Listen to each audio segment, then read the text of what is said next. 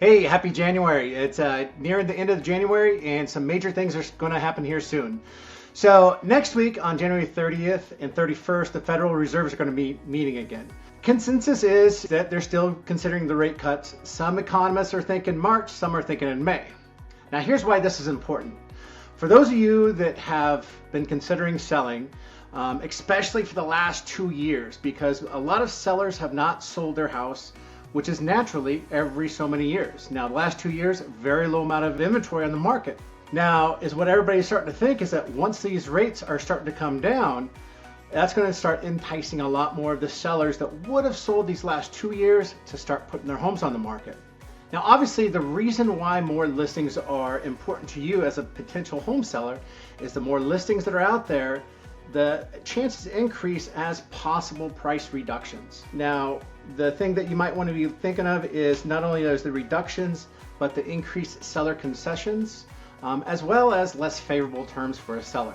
Now, if you're even remotely interested in possibly listing your house here in the future, please let me know. I could definitely put you on the right track to make sure you're not going to get into the market at the wrong time. A lot of times people ask me what's going to happen with the rates. Now, the Federal Reserve has already put out that 3 times this year they are planning to cut the rates. The magic thing is when. Now, a lot of economists are thinking March, whereas a lot of economists are also thinking in May.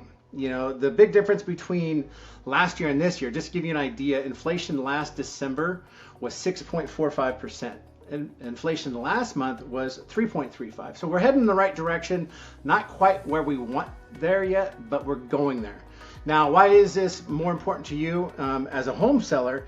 Is that the lower those rates get, they'll start affecting those bonds rates, which affects the mortgage rates. The lower the mortgage rates are, the more buyers are going to go out there, but also the more sellers are going to start going out there.